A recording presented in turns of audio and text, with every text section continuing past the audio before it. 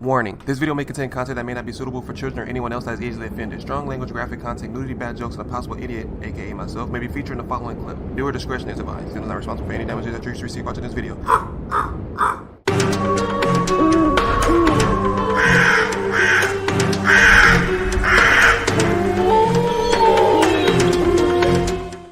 What's up, y'all? It's Zims, and it's the same day, different video. This video is by Mr. Ball, so if you guys haven't already, be sure you shoot down the description box, call on link, and watch the video to the entirety where I be pausing this stuff, but talking through the whole thing. This video is called What This Man Did Will Haunt You. Mature audiences only, viewer discretion is advised. If you have anything that may alter your behavior, your personality, health, anything like that, man, please be on the lookout, because again, this is a warning, just like my thing in the beginning. But for now, let's get it.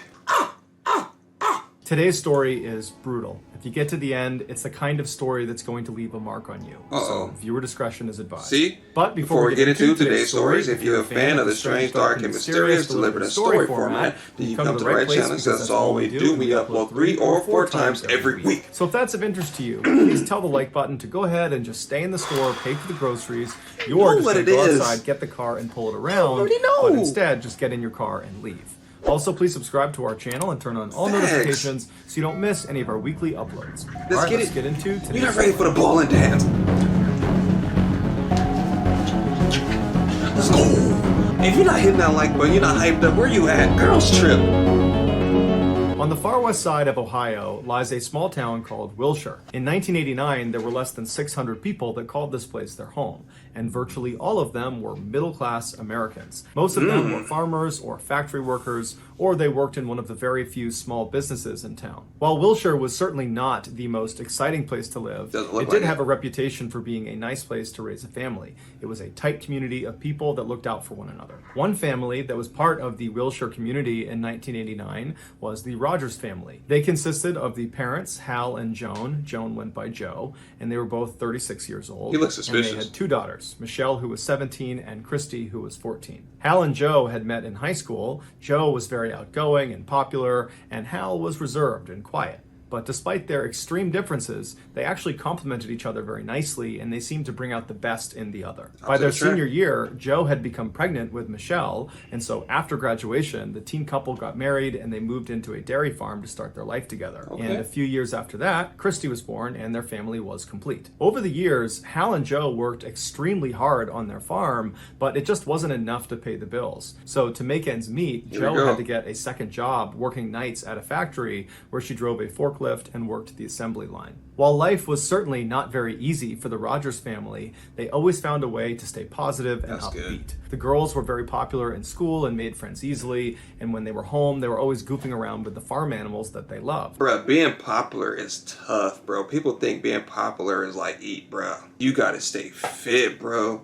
You gotta have the baddest girl, bro. You gotta be in some kind of sport. You just gotta be something, bro. You've been selling shoes or DVDs or something out the trunk, bro. You gotta be doing something spectacular to stay relevant in high school, bro. Because everything changes, bro. You gotta be up to speed, all that, bro. What made you even popular was having a car, too. Because most people just want to walk. So you got all these fake people coming up to you like, oh, can I get a ride? Ooh. Like, where was you at when I was walking with my Subarus? Like, you know what I'm saying? Like, don't get out of here with that cap. I'm sorry. As for the parents, they always carved out time every week where just the two of them could sneak off and get breakfast or dinner together. But their simple, happy way of life would be shattered later that year when it was discovered that Hal's brother, John, who actually lived with them in a trailer on their farm property, had secretly been assaulting Michelle for the past 3 years. What? Michelle hadn't told anyone because John had threatened to kill her, but when inappropriate pictures of her turned up inside of his trailer, his horrible secret was out. John went to jail for a very long time, but the damage he left behind was unbelievable. Michelle couldn't even talk about what happened to her. Meanwhile, Hal, her father, was just beside himself. He could not believe that right under his nose, someone was harming his daughter, and that it was his own brother doing it. He wanted to kill his brother, but his brother was in custody. So he would have died. And making the situation even more painful,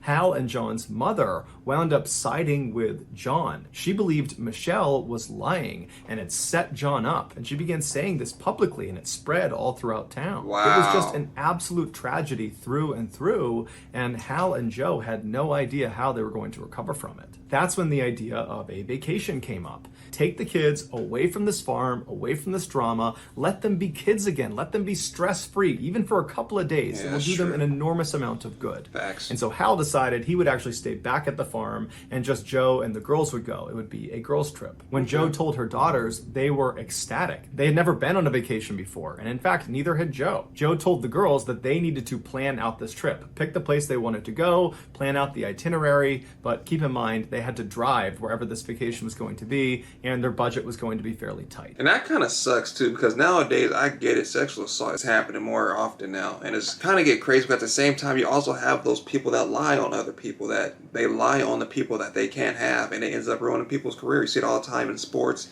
You see it in, celebrities' careers, all that other stuff, you know what I'm saying? Bill Cosby, all that stuff, you know what I'm saying? People come 18, 19 years ago, and then something happens, or people see you get a status and automatically you did something to them. You see it all the time, man. You can't even take pictures with people no more. You got to be careful if you hug somebody the wrong way, if your finger accidentally touched something, you know what I'm saying? Like, you walk by, your hand touched their hip. It's just like, you get in trouble for everything now. And now it's just like, you can't be friendly to anybody anymore without getting some kind of charge, without getting frowned upon, without being labeled something. It's just like, now I stay to myself. I don't even try to talk to people no more. Like, even then, back then, it's like, girls are like, oh, hey, I think you're cute, or hey, sweetheart. You can't do that no more. You can't even walk up to people without it being weird. You can't. Like, everything has changed now. You can't even be a gentleman no more. Like, all that stuff is like gone. It's dead. Chivalry's dead. Like, you still got those couple of men and women that love that kind of stuff. But other than that, bro, in a couple of years, it's gone. Like, it's over. It's like, you either something or you're not. The girls decided on Florida, and for weeks they meticulously planned their itinerary, trying to maximize sightseeing opportunities both on the road trip and also at their destination. Finally, on May 26, 1989, the day had come for the girls to head out on their journey. They said bye to Hal, and then they loaded up into the light blue family sedan, and they were on their way. The trio drove south for about 8 hours on I-75 through Ohio, Kentucky, Tennessee, all the way to Georgia, which was their halfway point. They found a motel, they crashed there for the night, and then the next morning they got up early and they finished their trip all the way into Florida. And for the next couple of days, they followed their itinerary and went to amusement parks and zoos and other attractions all over the Sunshine State. They were really having a great time. Until in fact, what? on May 29th, Joe sent a postcard to Hal that she kind of jokingly said, "The girls are dragging me all over the state. All I want to do is relax." But the tone of the message was really that she and her kids were having a wonderful time. On June 1st, the girls left Orlando, Florida, and made their way to Tampa, Florida, where they planned to go to one more amusement park before they had to turn around and head back to Ohio. Red flag. The amusement park must be I was going to say the Buccaneers, but they just won a Super Bowl. Never mind. Had been told they would be back on June 3rd. But when June 3rd came and went and the girls did not show up in Ohio, Hal was not immediately concerned. Hal was very restrained and composed. He almost never showed any emotion. So when things didn't go to plan, he didn't panic. He just assumed that Joe and the girls had decided to stay a little bit longer. They had each other and they would be fine, and he would see them in a couple of days. But over the next couple of days, the girls did not show up and they never communicated with Hal. And so on June 6th, Hal went to the police and he reported his family missing. The police investigation was slow at first because there was a general belief that these women had decided to just stay out longer because they didn't want to come back to this dairy farm that now was home to a lot of terrible memories after this revelation about their uncle. But 2 days after Hal went to police, everything changed. That morning, a motel maid in Tampa, Florida, noticed something odd about room 251. She had cleaned it earlier in the week and had made the beds and put the towels up and moved the occupants' luggage onto chairs and tables so it was nice and neat.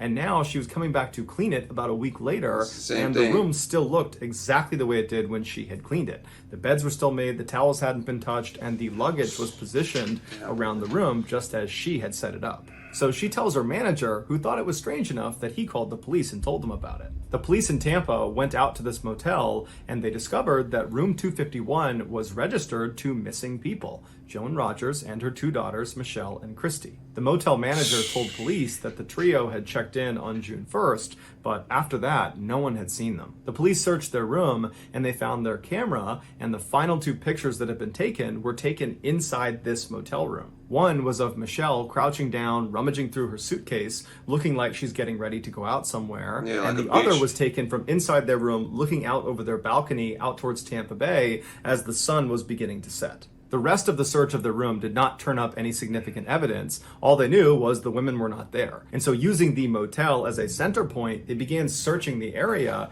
and pretty quickly they found Joe's car parked a mile away from the motel near a public boat ramp. Joe and her daughters were nowhere to be found, and initially there was nothing inside or outside the car to indicate where they might have gone. Yo, I'm gonna be pissed. If I find out that they died, bro, I'm gonna be so angry. Because for one, if I tell you, bro, police have a bad habit of doing that too. Oh, maybe they'll turn up missing. Bro, stop telling me about people that you don't know about, bro. If I'm telling you, if we have a ritual, bro, if every Sunday, bro, I don't care, from 1 year old all the way to freaking, to you're like 50. If you have hot dogs every Sunday, your wife is there making hot dogs, and that one Sunday your wife don't show up to make hot dogs, she's missing. There's no ifs, ands, or buts about it, because for one thing, if you know your family, bro, he even waited 2 days just in case, their phones died or something like that to tell, and they're gone. Don't tell me to wait, bro, because I know my family's missing. Now that you just pretty much wasted time, your chances of finding them now are going to be slim, and if they wind up dead, bro, I'm going to be so angry, because all this could have been avoided if they said, oh, okay, we're going to stop by and check where room they in. That's all you have to do. Just do a health and welfare check. Go over there, knock on a door. If somebody answers, they don't answer, okay, hey, I need you to open the door. I need to check something real quick. See if they're in there. If not, hey, if we check the room, they're not in there. Then you start to panic, you know what I'm saying? Because they haven't hit you up for so many days. But no, they had to wait till a maid came back and cleaned the room the next. But upon closer inspection, they found 2 brochures sitting on the floor of the car, and on each of them was some handwriting. The first brochure had a note that was clearly written by Joe, and it was directions to the boat ramp where the car was parked. On the other brochure, the other note, the handwriting was not Joe's or her daughter's. It was some other person's handwriting, and that one was directions to the motel where Joe and her daughters were staying. The police had no idea who wrote the second note, so they started by focusing on Joe's note, the directions to this boat ramp. Specifically, they were looking at the last couple of words in her note, where she wrote blue with white. And investigators assumed what this meant was when she got to this boat ramp using these directions, she needed to look out for something that was blue and white. And what would be blue and white at a boat ramp? Boats. Oh. And that's when the police made a terrible connection. 4 days earlier, the Coast Guard had made a discovery out in the bay about 25 miles away from where Joe's car had been found. At the time, no one was connecting this discovery to the 3 missing women from Ohio because no one in Tampa knew about the 3 missing women from Ohio. But now that they did know about them, the connection was obvious. While it would take 3 years to finally put all the pieces together, the police would eventually figure out what happened to Joe, Michelle, and Christy. On the morning of June 1st, they got in their car and they left Orlando and made their way to Tampa.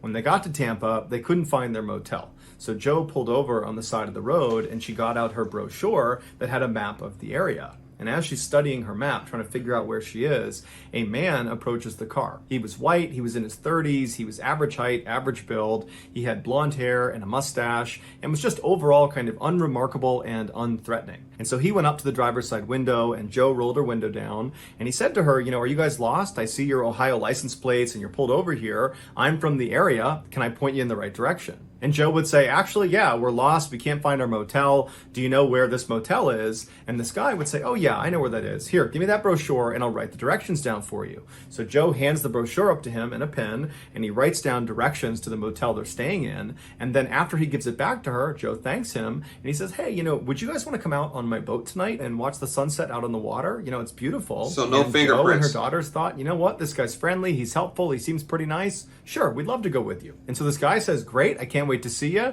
And he proceeds to give Joe directions of how to get to this public boat ramp where his boat is. And so she takes notes on the other brochure as he's talking. And then he tells her also, when you get there tonight, look out for my boat. It's blue and white. And so she makes the note blue with white. I'm sorry, I keep stopping it, but this is the reason why you communicate. That's why I say if I'm in a relationship, bro, communication is the key. All this would have changed if she said, hey, I met some dude, or even called her husband. Is it okay if I get on this man's boat? Oh, the husband. Where do you know this man from? Oh, we just met him. No, get a boat ride at Disneyland or something, bro. No, you're not getting on a boat with no stranger. That's a red flag. Don't. If you meet somebody, man, I don't care how nice they are. No, meet them a couple of times, a week and a half tops, bro. Tell somebody, bro. Don't just hop on somebody's boat with your kids, man. That's like me bringing my children around on a date on somebody I've never met. I don't know if she even like kids. What if she's a serial killer or something? Like, don't do that. Oh my goodness. And after that, she thanked the man not only for giving them directions, but for his generosity to allow them to come out on his boat with him that night. And as he walked back towards his car, Joe and her girls followed his directions to their motel. They got there around 12:30 p.m. They checked in, and then after that, it's not really clear how they spent their afternoon. Whether they went to the beach or a park or something like that, we don't know. But at 7:30 p.m., they were spotted leaving the motel restaurant. And then after that, they went up to their room for a little while to get ready for their trip out on this boat with their new friend. And as they were getting ready, putting their bathing suits on and shorts and jackets, Joe or Christy got out the camera and they took a picture of Michelle as she was crouched down getting ready. And they also took a picture of their view from the balcony out over the bay as the sun was starting to go down. After they were all finally ready, they put everything away in their room, they headed down to their car, and Joe drove them the mile over to the boat ramp where they parked. They saw the blue and white boat and their friend was on it, waving to them. And then sometime between 8:30 and 9 p.m. that night, the women boarded the boat and the man took them out into the middle of the bay. Exactly what happened out on that boat, out on the water, is not entirely clear. But what we do know for sure is that at some point, their new acquaintance turned on them. And he almost definitely assaulted all three of them. And then after he was done, he tied them all up. He tied their ankles together and he tied their arms together behind their back. And then he put a strip of duct tape over all of their mouths, but he kept their eyes open. He wanted them to see what he was going to do. And then he went into his boat and he pulled out 3 30-pound cinder blocks and he set them on the deck in front of the three women so they could see what he had. No, and then he got didn't. 3 long stretches of rope and he tied one end of each of these pieces of rope to each of the cinder blocks. And after each cinder block was securely fastened on the end of these long lines of rope, he would tie a noose on the other end of each of these lines. So there were 3 nooses and 3 cinder blocks. Then he grabbed one of the women, he stood them up, he put a noose over her neck, he tightened it down, he walked her over to the edge, and he pushed her off along with her cinder block. And so as she is struggling to stay above the water, her loved ones are in full view of her. They're watching this happen. And then at some point, she sunk below the water and didn't come up again. At that point, the man grabbed another woman, stood her up, put a noose on her neck, tightened it, and then brought her to the edge, pushed her in the water along with her cinder block. Wow, and just like before, the last woman on board the ship had to watch as her loved one struggled and eventually sunk below the surface. And then at that point, the man grabbed the last woman, he stood her up, put a noose on her neck, tightened it, and then pushed her off the edge along with the cinder block. And at some point, she too sunk below the surface and did not come up again. And at this point, the man just turned around and drove back to shore like nothing had ever happened. On June 4th, so 3 days after the 3 women were killed, because of decomposition, their bodies had bloated and they floated to the surface. The Coast Guard was alerted to their position. They pulled them out of the water, but because of their extreme decomposition at this point, because of the warm water, they weren't able to ID them. During their autopsy, they found water in each of their lungs, which confirmed they were alive when they were thrown in the water. A few days later, when Joe's car and those notes inside of the car were located near the boat ramp, and the police began to speculate that she, along with her daughters, must have boarded a boat before they disappeared, that was when they made the connection that unfortunately these 3 missing women are probably the 3 unidentified bodies that had been found in the bay a few days earlier. So on the day they make this connection, the police call Hal back in Ohio and they request the dental records of his wife and his daughters. And those records would confirm his worst nightmare. His entire family was gone. The man who killed his family was a guy named Oba Chandler, who was a suspected serial killer who liked to brag about his date with 3 women. In 1994, he was found guilty of murdering all 3 of the Rogers women, but he never took responsibility, nor did he show any remorse. They never do. For nearly 2 decades, Oba sat on death row, and not once did he get a visit from a friend or a family member. Nobody wanted to see this guy. Not. And then finally, a little after 4 p.m. on November 17th, 2011, so roughly 22 years after Oba had murdered the Rogers women, he was led into the execution chamber inside of Florida State Prison. After he was strapped down to the gurney, a curtain was slid aside so the witnesses of the execution could see him. Please And tell me then how. At 4:08 p.m., Hal Rogers watched calmly from the front row as the man who ruined his life, Oba Chandler, was put to death by lethal injection. Damn, man, that's crazy, bro. Make sure you guys stop by and check out Mr. Ballin's channel, man. This is by Mr. Ballin. Don't forget, he has another channel called Mr. Ballin Shorts. He also has a Reddit, TikTok. I think he has a Twitter, and I don't know if I'm not sure if he has Instagram, but I'm gonna link all that stuff down the bottom so you guys can get a hold of it. But man, bro, like all this could have been avoided if it wasn't for that uncle. If you think about it, bro.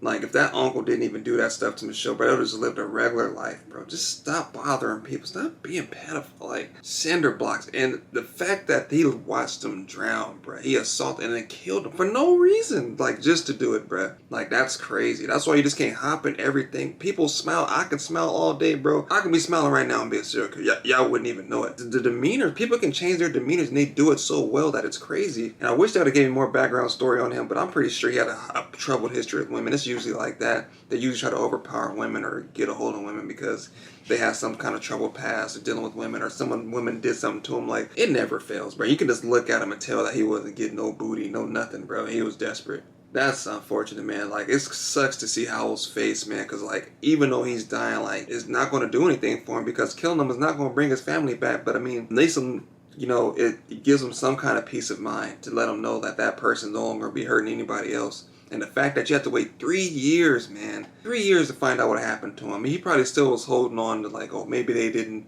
you know, maybe someone took him and they're going to find him. And that whole time, bro, they were sitting at the bottom of the ocean. Jesus. And you have to think, like, damn, you watch your mother go off board. Or I don't know what the order was, but imagine watching your daughter go. And then your other person go. And then you realize, like, damn, I'm next. This is the last thing I'm going to see. This is the last place I'm going to be. I didn't get to speak to my dad. I didn't get to do any of that, man. I don't even know, like, usually I do some kind of, like, exciting, like, super energetic outro, but, like, if you guys are new to the channel, man, my name is Apollo Sims, and welcome to the Crow's Nest. But again, thank you guys for watching, and I'll see you guys next time. Feel free to let me know down in the comment section what you thought about this video, or how you feel, or if you know any additional information of how many victims he may have killed, or any background FBI profile, anything like that that can give us more insight on that guy, because a lot of times, man, he's one of many serial killers that are still walking around to this day and they have not been caught. We might be walking to one. You might be talking to one. It might be one sleeping in the old house. Like, you just never know, and you probably never will until it's too late.